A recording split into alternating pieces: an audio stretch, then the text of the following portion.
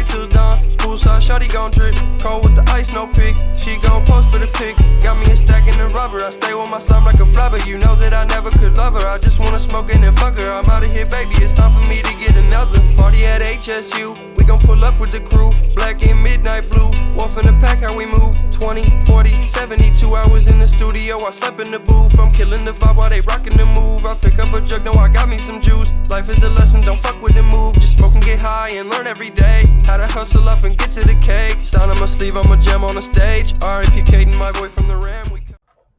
Hello, everybody, and welcome back to the Still Talking Podcast. I'm your host, Nathan Smith. Thank you guys for tuning in with us today. We got a very special show for you guys right now. I'm actually doing an interview with Ricardo Lee and Dawson Akins.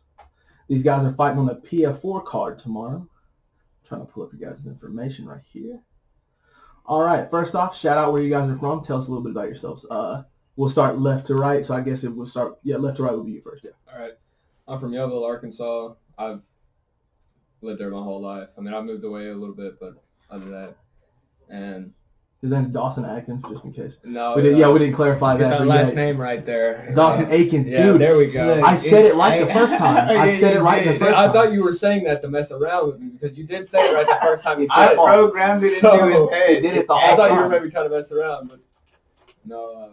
No joke, the whole time you were doing the interview, I thought you didn't know this dude, and I thought he was like, man, I'm going to fucking trash this dude. I thought you was I actually trained him, bro, like, I didn't know that. I was like, this dude's just like, fuck everybody else's interview. I'm going to, I was quite like. a bit of interest, like, especially with the fight between me and Aiden. Yeah, it's pretty interesting just because there's a bit of a backstory behind it that, of course, not a lot of people get to hear about just because it's such a small organization, but. Yeah, just pause on that 1 sec. We're going to get into that. That was my first question for you. Give us a little rundown, Ricardo. Tell us a little bit about yourself, where you're from. I'm from, my name is Ricardo Lee. I go by Rico the Kid Lee. From Los Angeles, California, born. Was raised in Texas. Ended up moving to Yellowville behind a gym. Didn't end up working out, so. Yellowville, isn't that up near, I had family in Paris. Isn't that, or I think that's Yale County. Yeah, you're thinking of Yale County. Yeah, I'm thinking Yale County. I know where Paris is at. That's a good stretch from Yellowville. Yeah, I'm so like in the middle of Mount Home and like Harrison. Yeah. I was talking to Colby Bradford, and he was like telling me where he was from. I was like, yeah, I got family down that way in Galveston. He was like, yeah. A little off. He's like, about 4 hours. I'm like, well, it's down that way. Shit, Texas is the only place you can drive for 24 hours and still be in Texas. I swear, dude. I agree. But, you might think you made it to Mexico, but you're still in Texas. Man, you hit El Paso, it get a little bit hectic. Man. Yeah. Hey, dude, we're all with diversity. He's got a baby with my sister. I mean, like, you know what I mean? We're a progressive podcast. We say it all the time. I mean, look, I got hella kids. Anybody know Rico? No, Rico got his kids. You know, I love my kids. How many kids you got? I got 6 kids. 6 5. kids? Okay. Oh, wow. If you ask, I'm with my girl right now, and if you ask her, she'll say 5 and a maybe. Yeah. But I'm the type of person that is like, rather than say, oh, fuck no, that's not my kid. You know, I'm going to give it the benefit of the doubt. Come later, there's always going to be like a time where, that just makes me sound like a hoe. But no. I was a hoe. When I first started fighting, you know, I was doing Muay Thai. And it takes you down a different path because once you do that in high school and you get that notoriety and everybody in high school knows that you're that dude, it kind of gets boring. It's hometown syndrome. Yeah, you know what I mean? Everyone kind of has an opinion about you because of the way, because they know you, because, you know what I mean? They think they know you. Opposed to not even that, just humbling yourself and then waiting until you have that success to back it up. The thrill lasts a lot longer. Yeah. You know, like hard work turns great results. Yeah, you know, and I was doing little fights, you know, and feeling good about it, but shit, it was, I guess everybody knew my name.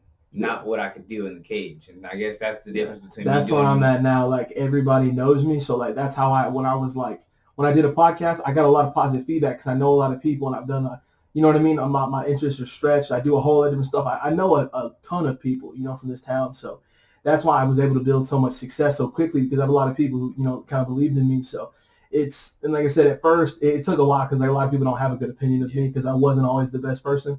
But a big part of my podcast is I talk about it all the time is I'm like, you got to, if you don't make the change, if you're not actively trying to be a better person, then you are kind of a bad person. But if you're actively trying to better yourself, you're not a bad person. If you don't make mistakes, you have nothing to learn from. Exactly. You have nothing to overcome. And what are you doing? Anybody who says that they don't make mistakes or that they don't reflect on the past, I'm not going to say necessarily regret, but reflect on the past and look at it differently than you do now. Like that's called growth. Whenever you do that, you should. Okay, so this is your first fight.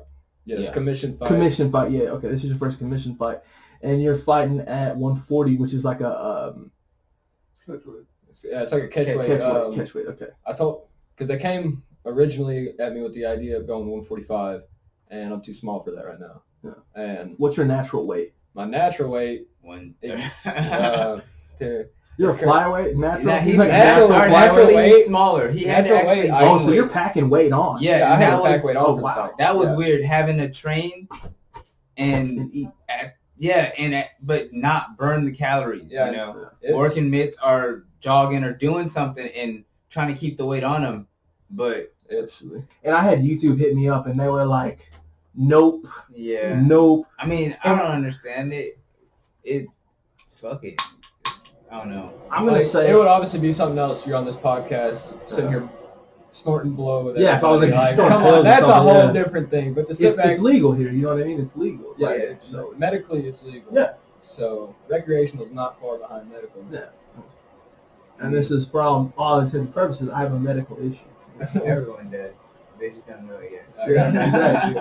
I got a medical issue. I stepped in the cage on Saturday night. Exactly, yeah. So And that's what's crazy to me. I was like, how are you going to tell these guys that they can't smoke weed? And I was like, and they hop in a cage and sacrifice their body so you can make tons of money. No matter who you fight and for, watch they're it making for money. entertainment. Like, You know what I mean?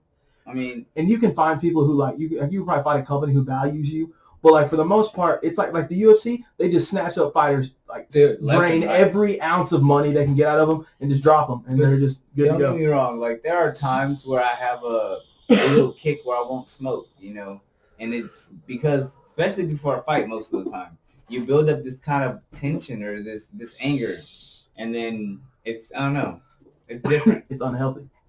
You know what I mean? I agree. Well, I mean like the tension and the anger. Yeah. See, but Or, okay, it's yeah, I like see you're what you holding mean, yeah. all of that anger for one therapy session, I and get when you, you yeah. hop into that cage, that's your therapy session. That's Yeah. when it's gone. That's what I'm saying, and it's interesting to like I said, like when you guys talk about fighting, it's different than like I would talk about fighting because I've said it over and over and over. The people listening are probably gonna get annoyed hearing me say it, but it takes a special kind of person, man. Like you get locked in a cage with someone else, they lock the door, and you're not leaving until someone wins. yeah, until somebody's Unless you See, get your ass kicked or you kick someone's And ass, dog. there's you know? two type of people who Love are it. trapped in there And and people people love who it. want to be in there. Thrive in it. And then Right. you've got your fighters that basically, once someone decides willpower, that's the basic thing, willpower. When someone makes it in their mind, this ain't going to happen or this is going to happen, that's normally what's happened. But you have to make it in your mind. Like, you got to tell if you're on your back, instead of saying, oh, shit, I got to get up. No, I'm getting up. Work. I don't wanna be Just here. Do it. Yeah. This is not a position that I want to be in. I need to move from here, Yeah. Like my And- thing is, I never understand why. Like I'm not a fighter in any kind of way, but like, look, I got brothers and shit. Like, yo, Yeah. I'll scramble my ass off. Okay, when it comes to scrambling, I just don't understand why people don't scramble because it always works. You know what I mean? For the most part. For the most part, you get someone skilled. Me personally, if I'm scrambling, it's to get back to my feet. Yeah. I don't want to Yeah, wrestle yeah, with you you on the don't. ground and Yeah. scramble on my back. That's what I mean is scramble to get up. Like that's immediately if I ever touch the ground, I would just scramble. I would be Yeah. gone. I mean, hip movement. Honestly, that's. I'm not a fighter, but I will counter though. I've definitely seen a third kind of fighter in the ring, and it's the one that's like, oh fuck, dude, I really did this. Oh, It's like okay. I really just did this. So It's that's like, what I was yep, gonna this is say. it. You got the guys. You that are like, got those. You go ahead. yeah, you got like a good example of a guy that's in a gym and just smashes everybody in this gym and looks good putting up against competition. He leaves that gym, he might not Yeah. be shit. Yeah, like, okay. He may be good in these little jiu-jitsu tournaments. He may smash guys that come down to the gym, but you throw him in a ring, you With really a find real out if they're fighter. a fighter. That's Yeah. the best thing about like we're doing these promos and stuff, and like we're leading up. And my favorite part is like you can say anything you want. You can post it on Facebook. You Yeah. can train and you can post and do anything you want. Say all this stuff. Yo, when they lock that door, yo, you finna have It's talk time, but you can't talk with your mouth because Exactly. while you're moving, Yo, and you finna like I have to said, show up, dude. There, You there's have to fighter, show up. there's fight or flight, basically. Exactly. There's people that get hit and move into it, like, oh yeah, he just did that. And then there's people that get hit and they're like, oh shit, he just did that. And there's the worst thing to see is someone who's properly prepared for the fight get shell-shocked. Yeah. Hop into there and one hit and they don't know what to do. They crowed up. And honestly, I feel like that might be the case. I feel like Dawson's going to he's fighting a 16-year-old kid. This kid's going to step into the cage and realize, oh shit, I'm here, and then he's got somebody who's going to realize, you want to hop in the cage and fight, but you don't realize you're about to actually get locked in the cage with a fucking dog, man. Tell that story that you were trying to tell about you and him. Oh, yeah. Same story, basically. Yeah, this gym, not to be named. Yeah, I won't name the gym. I won't put the gym name out there, but, dude, it's ridiculous how I found it. They found me at a gas station, actually. And it's weird. I was about to go fuel up, go find me a damn gym to train at. And I meet them. And we're training. I mean, we're going good for a few weeks. That's how I met Rico. And he was the first guy I sparred down there. And then Rico starts shining a little more. Rico left. He's gone. I don't know where he went. I just show up next week. Rico left the gym. Well, about 2 months later, I'd been training with these guys. And I'd start making a little more come up closer to fight time. And we're about 3 months out from this date, preparing for these fights. And I'm starting to show I'm very serious for this fight. And next thing you know, I'm at the gym. I won't say any of the other stuff that happened in these events because the owner of this gym's a dirty motherfucker, man. And I'll flat out say he is the most dirty mother in this game right now. On this card, let me tell you. Oh. Yeah. I'll cut that out. I got what you're saying. I'll edit that out. Yeah, you don't have to. Yeah, you don't have to.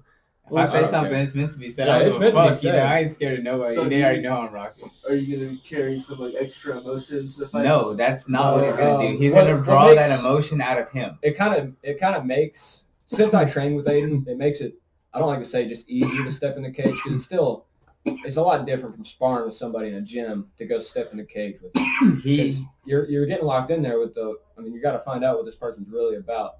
But what makes it easier for me is I've trained with Aiden. He's trained with, not only has he trained with Aiden, he has the advantage of fighting someone who has trained with him. Well, he can say and underestimates him.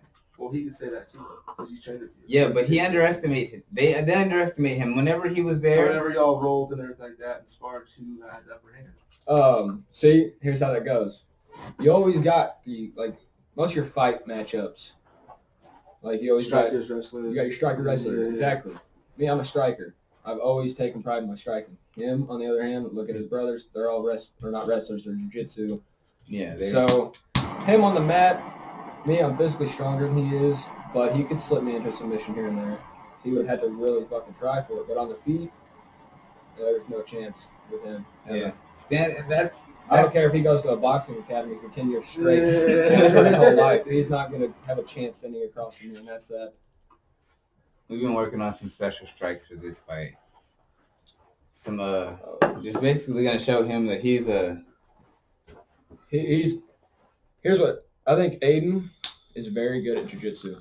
All right, he is really good at jiu-jitsu, but he can go do all these jiu-jitsu tournaments, all these AGFs, but he don't belong in a fucking cage.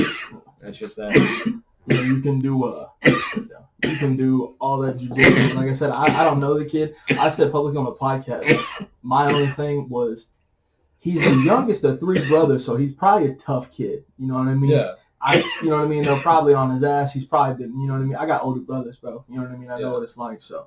He's probably a tough kid, but like I said, on the ground, but you don't know what he's going to do when you punch him in the face. You know what I mean?